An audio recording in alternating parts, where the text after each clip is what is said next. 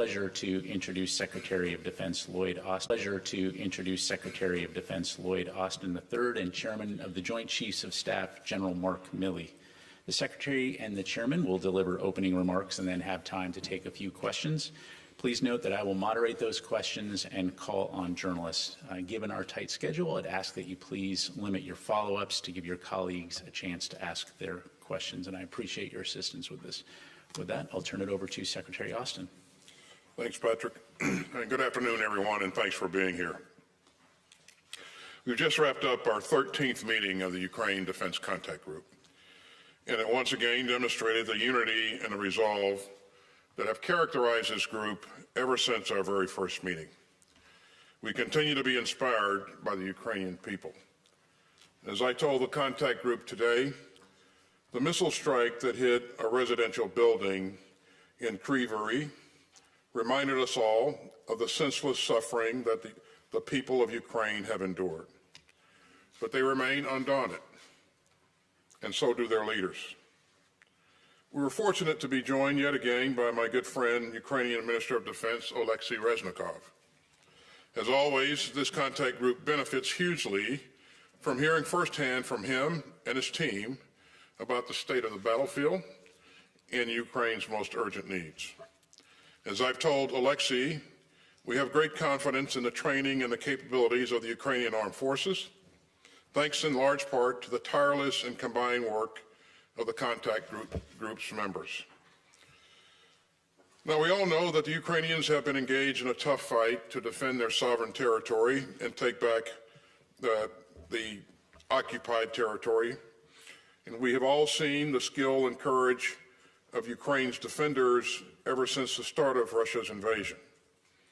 Of course, we've given Ukraine's forces important training and impressive capabilities. But war is fluid, dynamic, and unpredictable. Ukraine's fight is not some easy sprint to the finish line. And our message remains clear. We will stand by Ukraine for as long as it takes. Now let me talk a bit more about today's contact group. In addition to the briefings from Ukraine, we heard from the leaders of U.S. European Command, and they briefed us on future training plans, as well as efforts to maintain and sustain the equipment that we've already provided, and to ensure that Ukraine can do so for future equipment as well.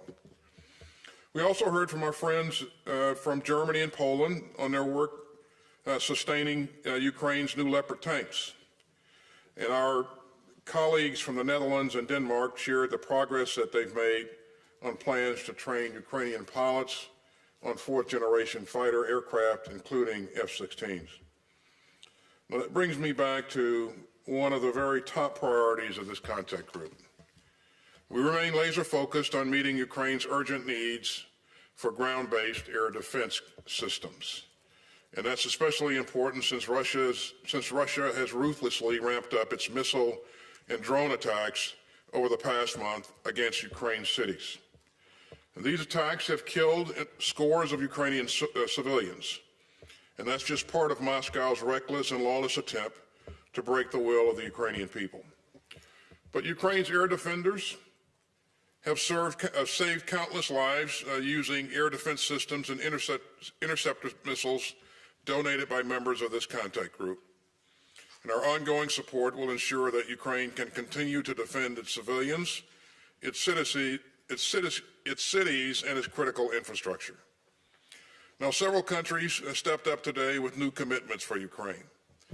Canada committed another $500 million package to support Ukraine, and that will include more than 200 critical air defense missiles to help protect Ukraine's skies. And the United States, along with the UK, Denmark, and the Netherlands, all contributed funding for additional critical air defense missiles for Ukraine. Italy also announced its latest tranche of assistance, which includes highly critical capabilities that meet Ukraine's most urgent needs to defend itself. And several allies are beginning to think about supporting Ukraine for the long term. Norway and Germany announced multi-year packages, and Denmark just announced its own nearly $2.6 billion package for military assistance through 2024. All these contributions underscore our unity in supporting Ukraine and in defending the rules-based international order that keeps us all secure. Ukraine has overcome so many obstacles, but more lie ahead. And Ukraine's troops and citizens do not stand alone. Thanks to the historic support of nations of goodwill from around the world, Ukraine is well positioned for the challenges still to come. As President Biden has said, our support will not waver, our resolve will not falter, and our unity will not crack. Make no mistake, we will stand with the Ukrainian people for as long as it takes. And with that, I'll turn it over to General Milley. Thank you, Secretary Austin, and good afternoon to everyone that's with us here today. For 16 months, the international community has stood together in defense of the rules-based international order. This coalition's commitment at this 13th meeting of the Ukrainian Defense Contact Group demonstrates our unwavering dedication to the ideals of sovereignty and self-determination. First, let me thank Secretary Austin for his steadfast leadership in fostering this global coalition. From the first meeting to the 13th today, without his leadership, these would not be happening. And thank you also to the ministers and chiefs of defense from some 50 nations that joined us today. To Ukrainian Minister of Defense Reznikov, my counterpart, General Zaluzny, who was not here today, but I did have a chance to talk to him the other day, and his representative, General Moisuk, who was here. Thank you for your unflinching resolve and determination in the face of immense adversity, and thank you also for the incredible bravery of the Ukrainian people. We stand here today, not simply as a group of nations, but as a united front, standing for the values that are much larger than ourselves. We stand for the bedrock principles of national sovereignty and liberty, principles that Russia's illegal and unprovoked invasion of Ukraine clearly undermine. Putin's war of choice is not just a transgression against Ukraine. It is literally a frontal assault on the very international order that guarantees peace, prosperity, and freedom to all nations. The brave Ukrainian people continue to demonstrate their spirit of resilience, fighting relentlessly to reclaim their homeland from Russian occupation. Each day, the Ukrainians fight not just with steel and weapons, but with the iron will of their spirit. As President Zelensky has announced recently, the Ukrainians have embarked on an offensive operation to liberate their country. They're in the early stages, and it's far too early to make any definitive assessments. But I can tell you that each day, the Ukrainians demonstrate the courage and tenacity needed to methodically regain their territory. We have said before that war is dynamic. It is a contest of wills. As the Secretary just said, it's uncertain, it's violent, and as always, high cost. But we can be sure that Ukrainian bravery, competency, and preparedness will carry the day. We can be confident that this contact group has given Ukraine the tools that it needs to succeed, and we know that the will of the Ukrainian people will continue to resonate far beyond their borders. In fact, it'll resonate throughout the globe. Their actions echo the voices of all people who cherish freedom and the rights to determine their own fate against tyranny. Our assistance to Ukraine supports their cause to remain free and independent. It represents our commitment to what binds us as nations operating within the rules-based international order. We have and we will continue to offer wide-ranging support, from providing sophisticated combined arms capabilities to intelligence to training of Ukrainian forces to be more effective on the battlefield. Through a global effort, more than 6,000 Ukrainians are being trained right now at 40 different locations, training locations, in 65 courses in 33 nations on 3 continents. That is all happening right now, today. Since the beginning of the war, the United States has trained over 11,000 Ukrainians in combined arms maneuver and staff training. The U.S. training effort has created 12 maneuver battalions and nearly 5,000 operators that are fighting those machines right now, along with their combined arms staffs. We are currently training 3 battalions, a tank battalion and 2 territorial National Guard battalions. All in all, The international effort has trained almost 60,000 Ukrainian soldiers for this current operation, and many of whom are engaged in close combat as we stand here today. Last week, the United States released another Ukrainian Security Assistance Initiative package totaling several $billions, $2 billion. This package procures critical capabilities, including Patriot munitions, Hawk air defense systems, artillery, rocket munitions, maintenance, sustainment support, and much more. Additionally, this week, we released our latest drawdown package of $325 million. From our current stocks, we are providing Ukraine air defense munitions, Gimlers, long-range artillery, artillery rounds, 155, Bradley, Strikers, and many other capabilities. Over the past year, we have seen the strength of Ukraine because of the international coalition and the impact of our collective support, along with the courage of the Ukrainian people. We see Ukrainian forces displaying exceptional skill in operating complex systems like Patriot, armored vehicles, and HIMARS. We see Ukrainians effectively leveraging anti-armor weapons, advanced munitions, and sophisticated air defense systems.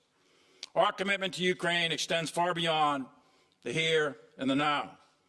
It is not defined by time or convenience, but it is defined by the principles of democracy, freedom, and the international rule of law. It is a pledge that upholds the international order to ensure that every nation, big or small, can live in peace, enjoying its rightful sovereignty without fear of unprovoked aggression. As the President of the United States and Secretary of Defense Austin have consistently stated over and over again, the United States remains committed to supporting Ukraine for as long as it takes. We will continue to provide Ukraine with the means to fight until Russia ends this unprovoked aggression. Thank you, and I look forward to your questions. Thank you both. Gentlemen, first question, go to Dan Lamoth, Washington Post.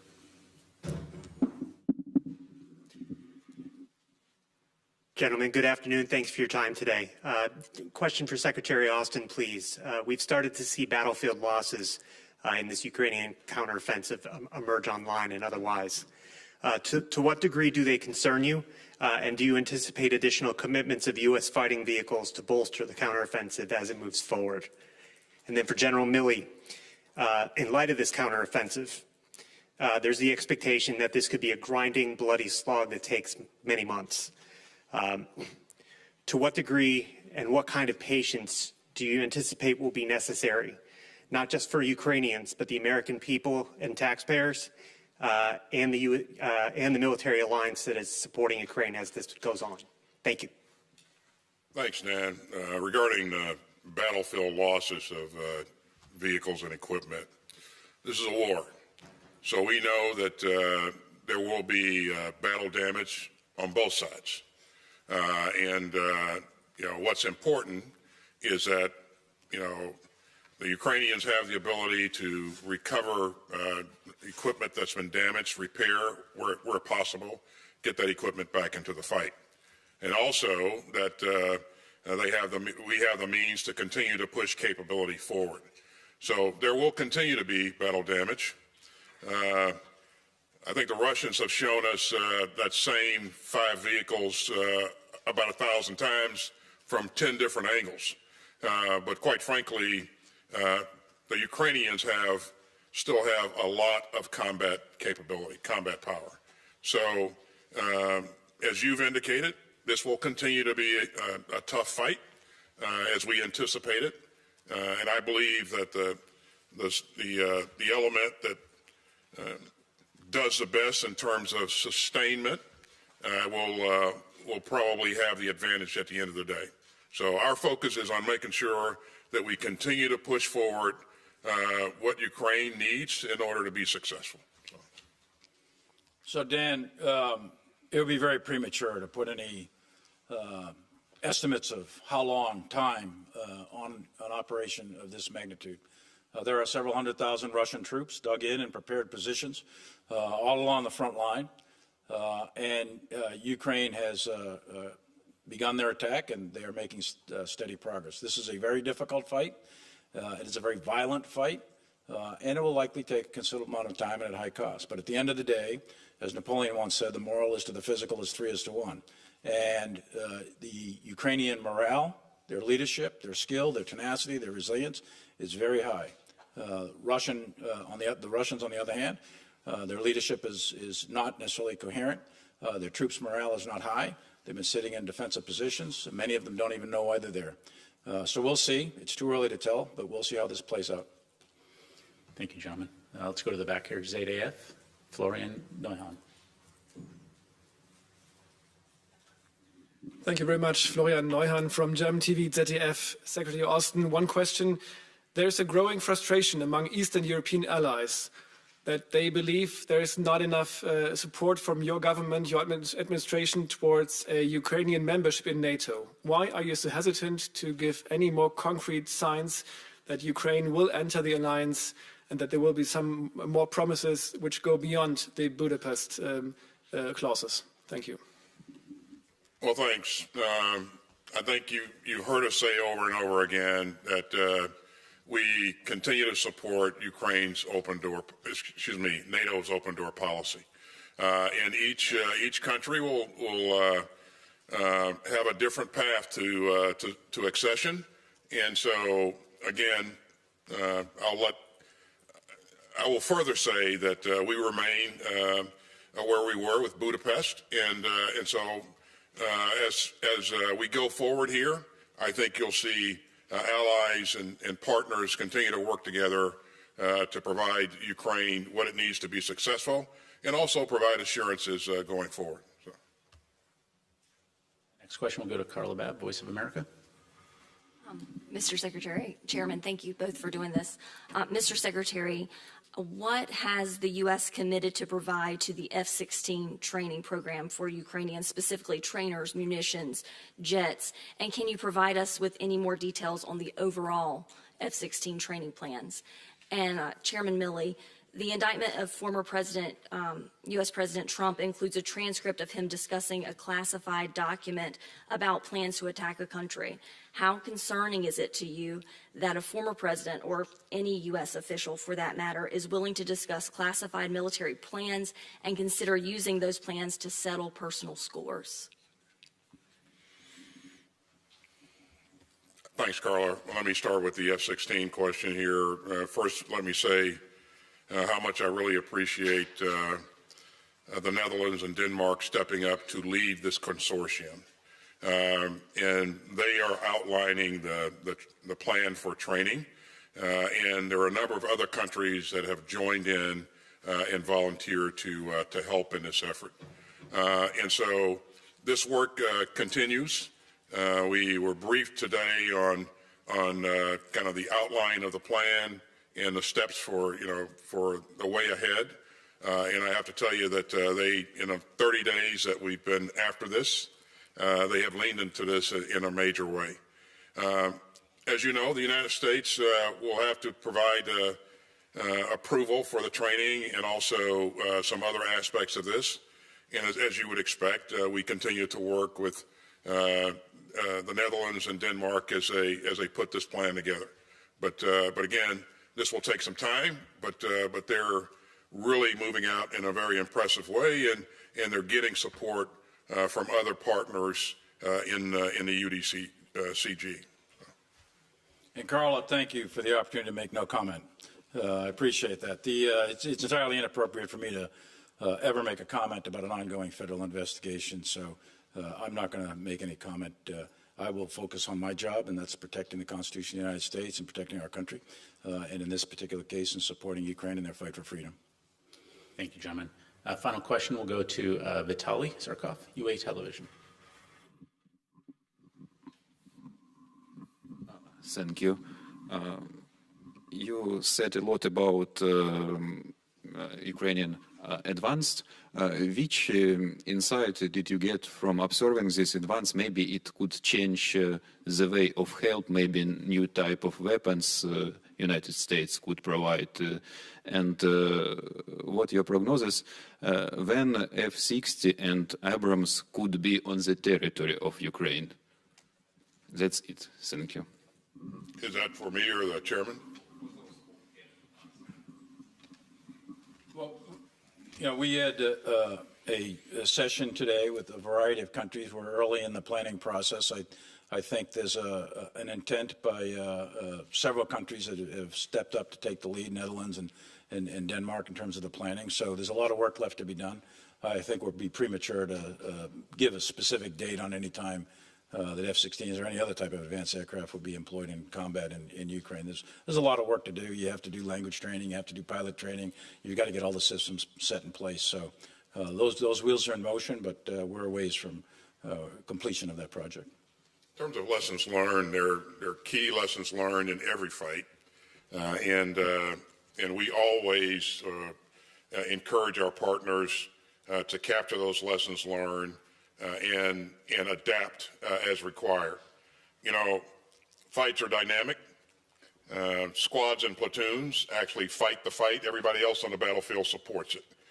And so what those squads and platoons are doing and seeing and learning, how they're employing, supporting fires and all of that, again, we incorporate those insights into the training that we're doing for follow-on forces. And so the Ukrainian military is a learning organization and an adaptive organization. And we see continuous adaptation on a daily basis. It's been that way from the very start. And as the battlefield dynamics have changed over the weeks and months, we've worked with the Ukrainians. We've also changed in terms of kinds of things that we're providing them. And it's been successful. And the evidence that it's been successful can be seen in where the Ukrainians are today on the battlefield. Mr. Secretary, General Milley, thank you very much, gentlemen. Ladies and gentlemen, this concludes our press briefing. Thank you. Okay, thanks, everybody.